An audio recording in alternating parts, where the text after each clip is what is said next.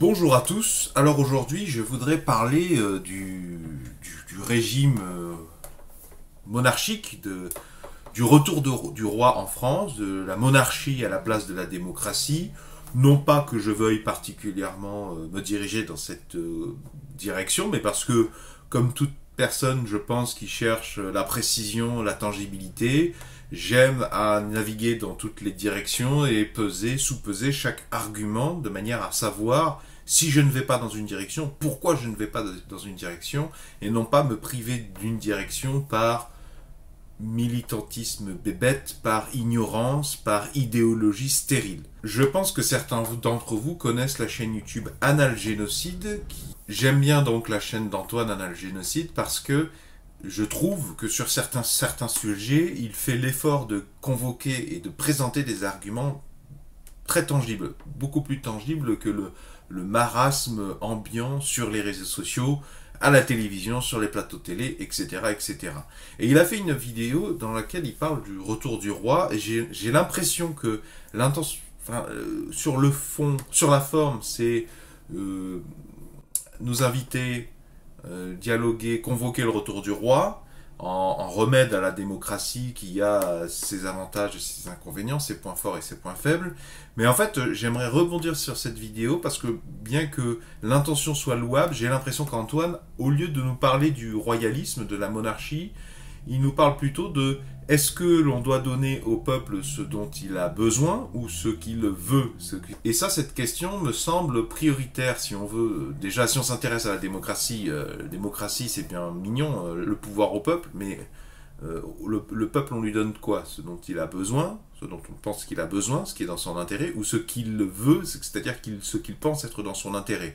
Donc en fait, plutôt que de nous parler du royalisme, j'ai plutôt l'impression qu'Antoine nous a fait un plaidoyer pour nous expliquer, pour défendre le côté hiérarchique du savoir et de la prise de décision, et que non se positionnant un petit peu en porte-à-faux par rapport à des initiatives comme le RIC et les discours de Franck Lepage ou Étienne Chouard. Des gens que j'aime bien écouter parler, notamment pour réfléchir à leurs arguments. Je dois dire que Franck Lepage, bien qu'il y ait beaucoup de choses qui m'amusent et qui m'inspirent dans son discours, je trouve qu'il a une vision fascisante de l'égalité, puisque, de ce que j'ai compris, il défend pour lui l'égalité, cette espèce de mise à niveau de tout le monde, et mettre à niveau tout le monde, mettre tout le monde au même niveau, concrètement quand on est enseignant, notamment dans l'éducation nationale, ça consiste à tirer vers le bas ceux qui travaillent le mieux, ceux qui ont reçu un héritage culturel, méthodologique supérieur aux autres, au nom de l'inégalité sociale ou au nom de la différence des différences de revenus. Et moi, en tant qu'enseignant, je ne tolère aucune. Je trouve pas que ce soit. Enfin, je trouve que c'est d'une bêtise immonde de vouloir ralentir certains élèves qui sont en général en demande, surtout que quand on est jeune, on a un cerveau particulièrement avide de recevoir et d'engloutir de l'information. Alors ralentir les jeunes pour que les fainéants ou la médiane puissent suivre ou soit au même niveau, ça ressemble à du fascisme, hein, un fascisme idéologique. En plus, pour terminer cette parenthèse sur le problème des enfants qui sont meilleurs que les autres, un enfant qui est meilleur que les autres et qui va être contraint, qu'on va un peu délaisser, que l'enseignant va délaisser parce qu'elle va pas avoir le temps de s'occuper de lui, elle va pas avoir le temps, la possibilité de lui trouver des exercices adaptés à son niveau pour le pousser, pour respecter son plein potentiel, pour lui proposer des choses à son niveau. Il y a des élèves, quand ils découvrent l'algorithmie, je crois que les premiers cours sur l'algorithmie, c'est au collège. Moi, j'ai eu en cours de soutien scolaire à domicile des gamins, ils aimaient tellement l'algorithmie, j'aurais pu les mettre sur les travaux pratiques du docteur Pascal Giraudet, niveau L2. La docteure Pascal Giraudet fut une de mes excellentes enseignantes. Elle nous avait fait travailler sur la modélisation d'une fourmilière par le codage de petites unités simples. C'est un sujet passionnant et je vous garantis qu'il y a certains élèves en mathématiques qui sont complètement laissés pour compte. On arrête on leur fait découvrir l'algorithmie et on s'arrête à peine après avoir commencé parce que la plupart des autres sont dans les choux, alors que ces gamins, on pourrait les emmener à l'université, ils sont parfois meilleurs que certains étudiants de L2, voire certains étudiants de master.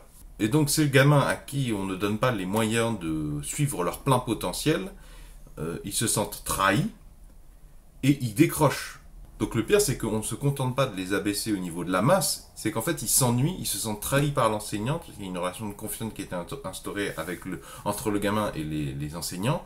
Ils se sentent trahis, délaissés, et là, il y a un risque qu'ils décrochent totalement, qu'ils décrochent sur plusieurs jours, plusieurs semaines, qu'ils loupent une ou deux leçons, et là, eh ben, ils se retrouvent non plus dans le peloton, mais en complètement décrochage scolaire. Et il peut y avoir en plus l'apparition de problèmes disciplinaires, vraiment. En plus, à l'adolescence, c'est pas le moment de vouloir provoquer les gamins, de leur donner des raisons de se rebeller. Et il y a plein de parents qui payent des cours de soutien scolaire, qui me faisaient venir moi ou d'autres pour des gamins qui n'ont absolument pas besoin de soutien scolaire, c'est juste qu'ils sont laissés pour compte. Ce sont des gamins qui ont le niveau, qui comprennent très facilement, mais simplement, l'éducation nationale les traite comme des rebuts. Et c'est comme ça qu'on crée de l'échec scolaire, complètement artificiellement, au nom de l'égalité. Et donc, j'aimerais bien que nous discutions, j'aurais bien aimé que Antoine nous parle un peu plus du retour du roi, parce que je sais que les royalistes existent, et ce qui est dommage, c'est que je trouve qu'à la télévision, ils sont constamment conspués, moqués, mais de manière stérile, c'est-à-dire qu'on se fout de leur gueule, si vous me permettez l'expression, mais sans argument. Et ça, en tant que personne qui a voulu et aimé recevoir une formation universitaire scientifique en sciences dures, je ne peux le tolérer. Je trouve que c'est vraiment la médiocrité, la culture de la médiocrité, et d'ailleurs c'est à double tranchant, puisque à force de se moquer sur des années des royalistes, mais sans argumentation, on en arrive à des générations de Français qui ne savent plus pourquoi on doit se méfier du royalisme, puisque ce n'est pas sur la base d'arguments qu'on s'en moque, c'est par le recours à la moquerie sur la forme. Et si le royalisme est vraiment un danger par rapport à la démocratie, on ferait mieux d'avoir des arguments, de porter en chacun d'entre nous les arguments pour savoir identifier les pièges sémantiques, les fourberies que pourraient contenir les discours pro-royalistes. Et non seulement au niveau collège-lycée, je trouve que ça fait belle lurette que bien des professeurs d'histoire ne sont plus capables d'expliquer avec des arguments tangibles, de critiquer la monarchie, mais en plus, à l'université, ça continue, je trouve. J'ai observé quand moi-même faisais mes études à l'université que certains étudiants, leurs professeurs, pourtant certains qui sont des professeurs dans des domaines scientifiques durs, eh bien certains étudiants sont adoubés, ils ont plus de droits, plus de possibilités, plus d'outils que d'autres étudiants qui n'ont pas manifesté patte blanche, qui n'ont pas montré patte blanche, qui n'ont pas montré qu'ils étaient du côté du bien, c'est-à-dire dans leur langage du communisme. Je pense notamment à Jean-Baptiste Mallet. Jean-Baptiste Mallet, je faisais mes études en même temps que lui, à peu près sur le même campus. Je vous invite à rechercher qui c'est, parce que je trouve qu'il s'est amélioré, il a fait un travail intéressant sur Monsieur Rabi. Je vous prends l'exemple de Jean-Baptiste Mallet parce que c'est un étudiant qui a été un petit peu pris sous l'aile de certains enseignants très orientés communisme à l'université de Toulon. Je ne donnerai pas leur nom pour pas leur nier, parce que ce sont des gens pour qui, malgré tout, j'ai beaucoup de respect et de respect scientifique. Mais c'est pas parce qu'on partage une vision dans un domaine scientifique technique qu'on partage une vision politique. Et Jean-Baptiste Mallet, il avait produit un documentaire dans lequel il essayait de démontrer le racisme ou le fascisme de deux élus. Je crois que c'était du côté d'Orange, le maire et son épouse, ou la mère et son époux. Et j'ai trouvé, je faisais ma thèse à cette époque-là, que c'était affolant. Il n'y avait aucun argument dans tout son documentaire. Alors les enseignants l'avaient aidé à diffuser son film dans les amphithéâtres de l'université. Après, il y avait un débat, vous avez vu la montée du fascisme en France, alors que l'argument le plus puissant pour démontrer le fascisme de ces élus du côté d'Orange, c'est ils ont organisé la fête du cochon. Il y avait du cochon distribué. Et ils ont fait cuire du cochon. Et donc j'étais affligé et trahi par ces enseignants, qui sont certains dans le domaine scientifique, qui n'ont pas eu de respect suffisamment pour Jean-Baptiste Mallet et moi-même, et tous les gens auxquels ils ont montré ce film comme étant un exemple à suivre. Ils n'ont pas eu le respect minimum pour exercer leur esprit critique qu'ils exercent pourtant quand ils rédigent des articles scientifiques ou qui reviewent des articles scientifiques d'autres chercheurs partout dans le monde. Qu'est-ce que c'est que ce niveau de justification? En fait, du cœur du cochon, c'est la preuve que c'est des fachos. Et quel est le rapport donc avec le royalisme? Eh bien parce que même à l'université, Il y a plein d'enseignants qui sont très très idéologisés, qui font du militantisme idéologique décomplexé complètement, alors qu'ils sont censés, je trouve, apporter un esprit critique de qualité, notamment sur la question de la monarchie, et même à l'université, c'est pas si facile que ça de trouver de la contradiction et des raisonnements construits sur des arguments tangibles. Et pour tout dire, je suis assez d'accord, je ne crois pas trop en l'horizontalité des savoirs et dans les discours positifs de Étienne Chouard et Franck Lepage, même si ce sont des gens qui m'inspirent, je n'y crois pas trop parce que tout simplement, de mon expérience dans mon domaine, dans ma spécialité, j'en viens au fait que pour avoir les moyens de se faire un avis tangible et raisonné sur une question, il faut 10 ans. C'est-à-dire que pour être compétent en traitement du signal, ou en apprentissage machine, en analyse statistique, minimum, hein, il faut passer un doctorat. Et donc croire que les gens vont pouvoir en quelques semaines, quelques mois se renseigner par eux-mêmes pour exprimer au mieux quelle est leur volonté en tant que citoyen, pour moi c'est un mirage. Puisqu'à chaque question qu'on poserait à un citoyen qui n'est pas spécialisé dans tel domaine, il lui faudrait l'équivalent d'un doctorat, il lui faudrait au moins 5 ans à plancher sur le sujet, alors qu'il n'en a clairement pas le temps, puisqu'il travaille, il a d'autres occupations. Et donc moi j'aimerais avancer pour ceux qui aimeraient discuter de la royauté, et s'il y a des royalistes qui passent par ici, j'aimerais bien savoir quelles sont leurs solutions, qu'est-ce qu'ils vont répondre à ce que je vais dire.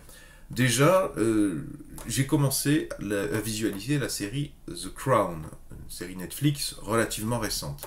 Et ce qui m'a particulièrement choqué en regardant cette série, je parle de série parce que Annales Génocide, Antoine, très cinéphile, se sert des thématiques abordées au cinéma pour invoquer de la littérature approfondie, Kant, de la philosophie, se sert des représentations cinématographiques pour discuter de choses très concrètes. Et donc, en regardant The Crown, je me suis fait la réflexion, j'ai jamais été intéressé par les rois, je me suis fait la réflexion qu'en fait, les rois, les reines, les princes, c'était en fait l'équivalent du zoo, mais pour les humains. Ce qui d'ailleurs, d'un point de vue, si j'étais le ministre du Tourisme, je me suis fait cette réflexion, d'ailleurs, je me suis dit, c'est vrai que le château de Versailles, par exemple, qui est un des monuments les plus visités en France, et un monument immense, d'ailleurs, pour le visiter, il faut en réalité y aller plusieurs fois. C'est vrai que si on voulait créer plus de richesse, plus de croissance, si on voulait être compétitif, on devrait peut-être foutre un roi dans le château de Versailles, puisqu'après tout, c'est pour ça qu'il a été créé. D'ailleurs, dans The Crown, ce qui est intéressant, c'est qu'on discute de l'utilité de la royauté. Je vous invite à aller voir cette série parce que c'est un des sujets de la série d'expliquer, notamment aux gens de notre génération, en 2020, alors je fais cette vidéo, quelle est l'idée derrière le royalisme, en quoi la royauté est adossée au christianisme ou à une religion.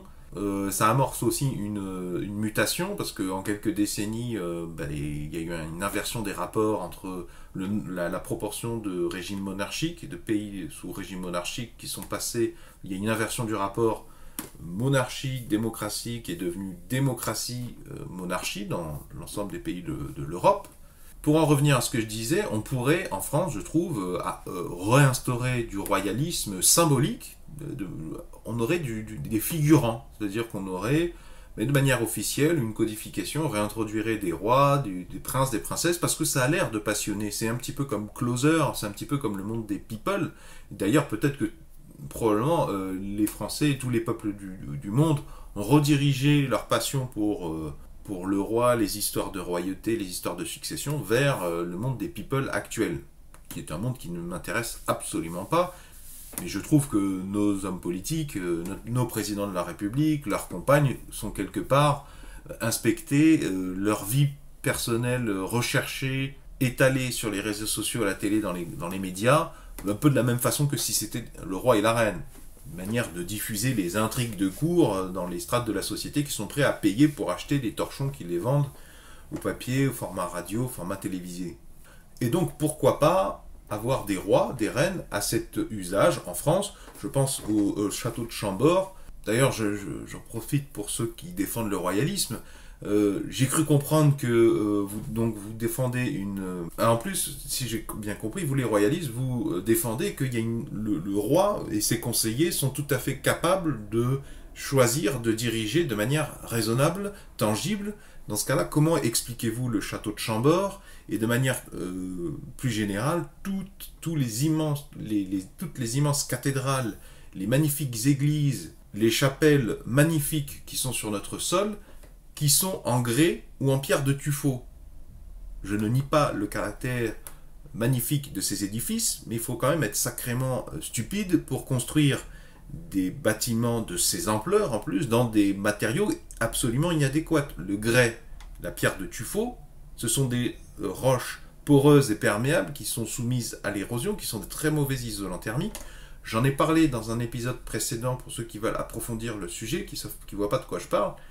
Vous les royalistes, est-ce que vous êtes au courant que c'est quand même un peu la honte, le château de Chambord? C'est l'équivalent pour moi, j'ai vu le château de Chambord, effectivement, pour moi c'est la merveille du monde, donc ça devrait être la première merveille du monde, et d'ailleurs, au lieu de s'intéresser aux merveilles du monde, on devrait déjà s'intéresser aux merveilles françaises, puisqu'il y en a, et en nombre, mais autant le château de Chambord est majestueux, autant c'est un petit peu un caprice d'enfant gâté, qui avait des fortunes à gaspiller. On aurait plutôt dû construire le château de Chambord dans du granit. Bon, effectivement, je me doute bien que si on l'a fait comme ça, c'est parce que je suis bien gentil à vouloir remplacer le granit, la pierre de tuffeau par le granit, mais la différence c'est que pour couper du granit, accroche-toi mon cousin, même à l'heure actuelle, même avec les disqueuses électriques en 230 volts avec des disques en carbure de tungstène, ça prend des heures pour découper à peu près droit un petit cube de granit. À l'époque, on n'avait pas les moyens dont nous disposons maintenant. Et puis surtout, les édifices en grès ou en pierre de tuffeau, ben, tout simplement, on l'a fait avec les matériaux qu'on avait localement à disposition. Hein. J'ai bien compris que s'il y avait autant d'édifices en pierre de tuffeau dans tout le pays de la Loire, ben, c'est parce que la roche était abondante dans ce secteur.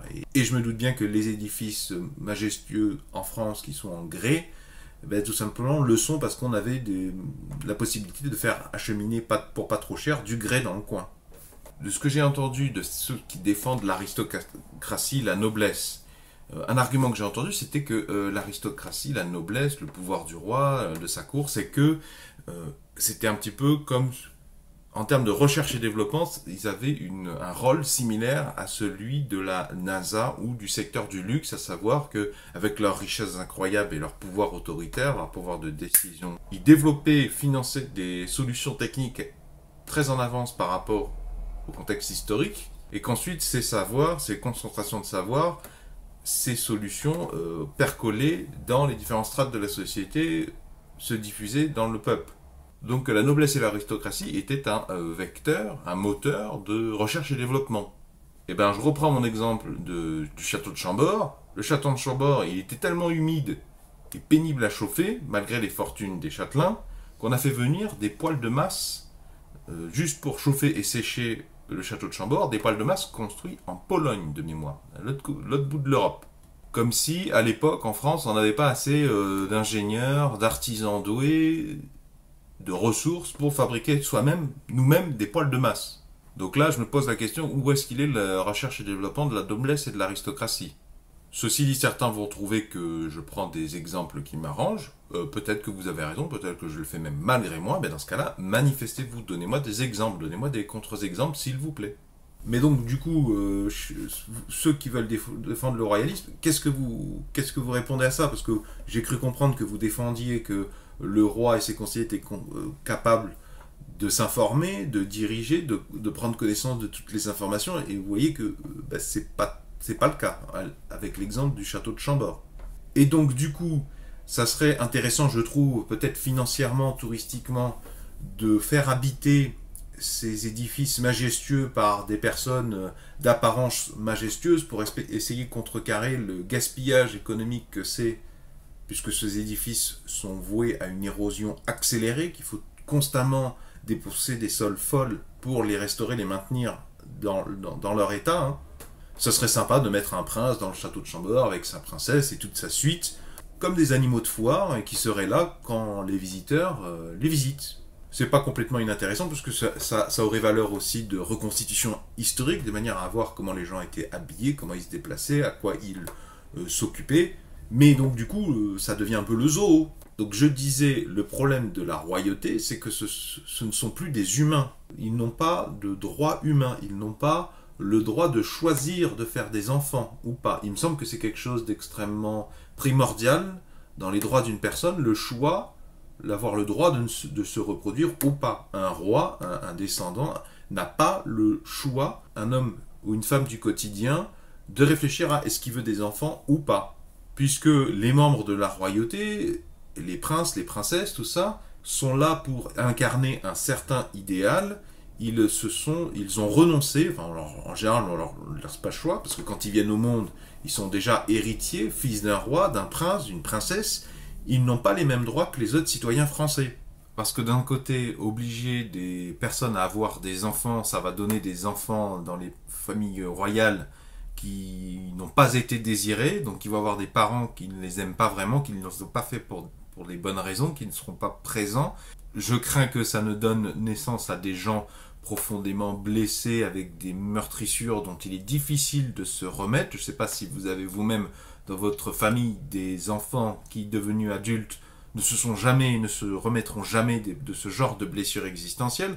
Or, la royauté, ça me semble une machine à créer ce genre de frustration, d'aberration, de poison. On peut le voir aussi dans l'autre sens, c'est-à-dire que naissent des individus qui, si ça se trouve, quand on se pose la question dans quoi ils sont les meilleurs, dans quoi sont-ils capables de tirer l'humanité entière très très fort dans une direction, comme par exemple Alan Turing, on va dire dans l'algorithmie, les mathématiques, c'est quand même dommage que ces esprits, dont certains sont extrêmement puissants pour tirer toute une société entière, parce que ça peut paraître audacieux, mais en réalité, dans la pratique, l'avancée scientifique ne repose que sur quelques poignées d'hommes, hein, même si on compte les assistants, les chercheurs très secondaires, comparé à la masse de l'humanité, c'est vraiment un groupe d'hommes qui fait avancer l'innovation et l'invention scientifique.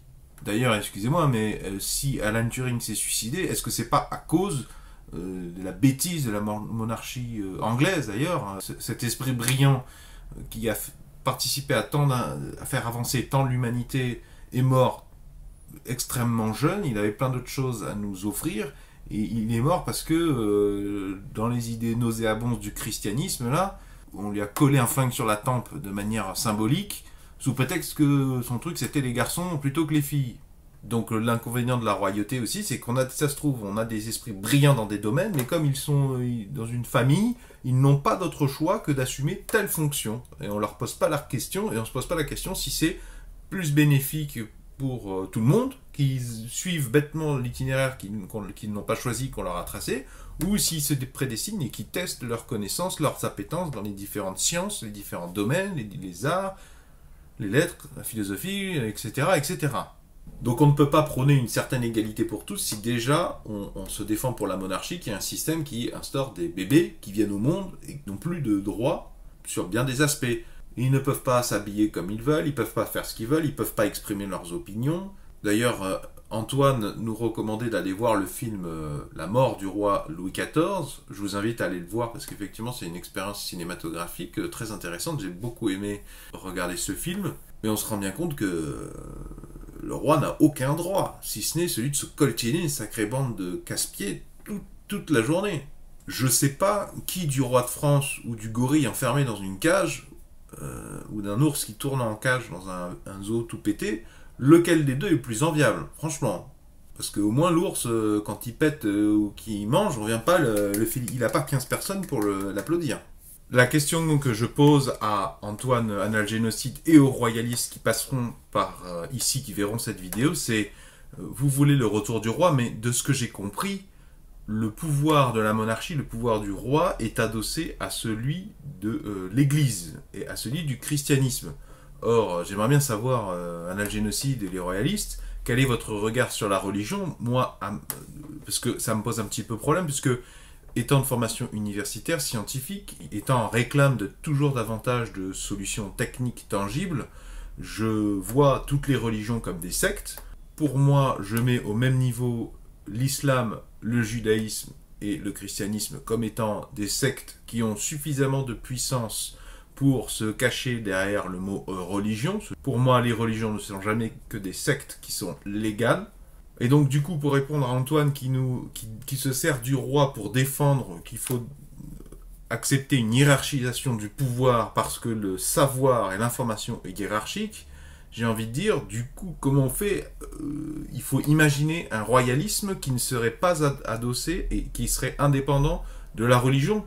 Oui ou non, comment vous voyez la chose? Parce que il me semble que si on va aller toujours vers davantage de paix, de prospérité, vers le développement toujours plus de solutions médicales, l'anticipation des problèmes de santé de tous, il faut qu'on aille toujours vers plus de médecine, plus de science, et qu'on s'éloigne des sectes, pardon. Pourquoi? Parce que le point commun, le dénominateur commun que je vois entre l'islam, le christianisme, le judaïsme et tout ce que vous voulez derrière, c'est un regroupement de menteurs, des manipulateurs, les prêtres, les rabbins, les imams, qui sont là pour les gens qui préfèrent ne pas regarder le soleil dans les yeux, la vérité dans les yeux parce qu'elle fait mal, à savoir la perspective de sa mortalité, la disparition de sa conscience et de sa mémoire de manière définitive lors de sa mort biologique. Le dénominateur entre les rabbins, les prêtres et les imams, c'est qu'ils font miroiter par le mensonge, ils essayent de persuader leurs ouailles qu'il est possible d'atteindre une vie éternelle, de ne pas mourir par des moyens complètement farfelus, irascibles, non tangibles. Imaginez tous les adjectifs dépréciatifs que vous voulez derrière, tandis que l'avantage de la science et de la médecine, c'est que certes, elle reconnaît notre propre finitude, mortalité, mais que progressivement, avec le temps, la mort recule toujours plus, l'âge en bonne santé continue de se rallonger de jour en jour, de mois en mois, d'année en année, lentement mais sûrement, jusqu'au jour où l'humanité va disposer de un, voire plusieurs moyens d'insensibilité, d'immortalité, ce qui est un petit peu la même chose, parce qu'à partir du moment où on va commencer à pouvoir faire des backups de nos consciences, des sauvegardes de nos consciences régulières, mensuelles, quotidiennes, bah non seulement on commencera à devenir immortel, quasi immortel, mais aussi quasiment invincible également. J'aimerais bien que les gens qui prônent le retour du roi m'expliquent comment ils voient ça, puisqu'à la limite, revenir vers une monarchie pour assumer plus la hiérarchie des savoirs, d'accord, mais il faut quand même garder ses distances par rapport à la secte chrétienne. Donc j'aimerais savoir ce que les royalistes ont à répondre à ça. Alors bien sûr, je fais le malin en disant ça, mais bien sûr c'est parce que je n'ai que environ 30 ans. Hein, bien sûr, on pourrait imaginer aller vers une démocratie où on a plus de tolérance vis-à-vis de la pratique d'une religion quand les personnes ont 60, 70 ans, 80, 90 ans que quand ils sont plus jeunes comme moi. Effectivement, c'est plus simple de ne pas avoir peur de la mort et de pouvoir regarder le spectre de la mort dans les yeux quand on a la sensation d'avoir au moins 30 ans d'existence encore à venir. C'est plus facile de faire le malin dans ces conditions, effectivement. Et donc j'aimerais que celles et ceux qui ont connaissance d'arguments rebondissent sur les points que je viens de soulever, parce que je comprends tout à fait qu'effectivement la démocratie est un peu schizophrène dans ce sens que va être obligée de trouver une réponse à cette question métaphysique. Est-ce qu'on donne au peuple, bon, déjà le peuple, c'est pas très clair ce que ça veut dire, ça veut tout et rien dire. Qu'est-ce qu'on lui donne? Ce dont il a besoin ou ce qu'il veut? Ce qui est une distinction qui m'intéresse beaucoup plus que ce bête clivage droite-gauche. En tant que personne qui a reçu une formation universitaire scientifique, je ne comprends pas pourquoi on continue à parler de droite et de gauche. Je vous recommande l'épisode de Tzimit sur le sujet. Il s'est acharné à vouloir trouver une définition. Après moult détours, après beaucoup de temps et d'énergie consacrée à cette question, il a une définition de la différence droite-gauche. Bah, tout simplement, les gens de droite, ce sont ceux qui ne veulent que le système ne bouge pas. Les gens de gauche, ce sont ceux qui veulent que le système évolue, qui veulent du changement. Ce qui est une définition qui, excusez-moi, je trouve, merci Tzimit pour ce travail, mais qui n'a pas d'intérêt, puisqu'on voit bien que de cette définition, être de droite ou de gauche, c'est complètement indépendant de valeur de se positionner sur des questions telles que celles que je viens de soulever. Est-ce qu'on donne au peuple ce dont il a besoin ou ce qu'il veut, par exemple, ce qui me semble bien plus prioritaire. Donc. Et donc en plus cette définition droite-gauche fait référence à un événement qui a eu lieu de plus de 2 siècles. Est-ce que c'est pas voué à la stupidité de se définir par rapport à un événement qui a eu il y a 2 siècles, au regard de tout ce qui s'est passé en sciences dures, en sciences molles, en médecine, l'évolution de la Terre en elle-même, etc., etc. Alors, vous vous demandez pourquoi je diffusé ça sur ma chaîne Science Docteur Olivier Dufour? Eh bien parce que déjà, si je me suis formé, je suis intéressé par les articles scientifiques et à la méthodologie scientifique, enfin, méthodologie scientifique, je ne devrais pas utiliser cette expression, ça veut rien dire. La méthode, tout simplement. Être intéressé par la science, c'est tout simplement être intéressé par avoir une méthodologie sincère, honnête, symétrique, tangible, vérifiable, avoir une attitude raisonnée. Mais pas une attitude raisonnée, fumeuse, comme peuvent l'avoir les philosophes, puisque les philosophes, eux, commencent à vouloir tenir un raisonnement raisonnable, si vous me permettez l'expression, quand on nage dans l'ignorance totale, parce qu'on n'a pas du tout de données sur les questions, on n'a pas de chiffrage, on n'a pas les informations sur les sujets dont on discute. Tandis que la science, la méthodologie pratique, c'est on essaie de répondre à des questions sur des sujets pour lesquels on a quand même au moins quelques données. Et donc je publie ça sur ma chaîne de science parce que je trouve que c'est plutôt un contenu intellectuel, un raisonnement intellectuel. En plus, quand on est intéressé par la science, je pense qu'on est on est forcé de s'intéresser à comment financer la recherche scientifique. Et là, on s'intéresse forcément, inévitablement, au régime politique. Si vous avez pratiqué de la science dans votre vie, vous savez que l'armée à l'heure actuelle est un énorme poste de financement de la recherche, des choses qui ont été financées il y a déjà plusieurs décennies par la recherche militaire. On commence à peine à l'utiliser, à l'exporter dans des domaines scientifiques tels que l'écologie, dans lequel il y a beaucoup moins de moyens. Et excusez-moi, mais je vois quand même un parallaxe, une similarité entre le pouvoir hiérarchique de la grande muette, de l'armée, et celui du roi. Et donc je m'interroge en tant que personne intéressée par les sciences et développer des solutions techniques à des problèmes actuels et comment les financer. Puisqu'effectivement, un roi, l'avantage c'est que quand il décide de lancer un programme de financement, il a de compte à rendre à personne, on ne perd pas des temps immémoriaux avec l'Assemblée nationale, le Sénat, la ribambelle de personnes qu'il faut instruire et regrouper. Ça peut être pas mal quand on a l'impression qu'en tant que Français, on est dans un État qui ne prend pas beaucoup de décisions, qui n'avance pas vite. Mais l'inconvénient, c'est que si le raisonnement du roi, de ses conseillers, est corrompu d'une manière ou d'une autre, ça donne des décisions catastrophiques. En outre, le but de la science, c'est, je trouve, d'apporter des bribes de solutions, des éléments de réponse à des problèmes de la vie de tous les jours. Si vous comprenez ma démarche et que vous voulez la soutenir, est-ce que vous pouvez mettre un pouce vers le haut, s'il vous plaît? Est-ce que vous pouvez mettre un j'aime? Si vous aimez parler de science et de ces sujets satellites, je vous invite à vous abonner à cette chaîne YouTube. Vont s'afficher à l'écran un rond et un rectangle. Le rond, vous cliquez dessus, ça vous abonne gratuitement à cette chaîne YouTube. Et le rectangle, c'est la série de tous mes épisodes dans l'ordre chronologique.